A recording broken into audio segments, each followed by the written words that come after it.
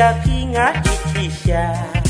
ngan ngai ru na pi hadu ba kut kismi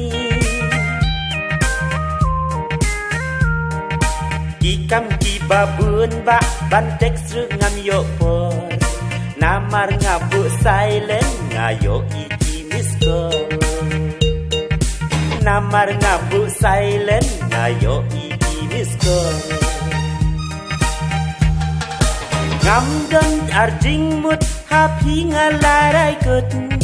kat jing yat kapor jing ik ngan ngai khen ko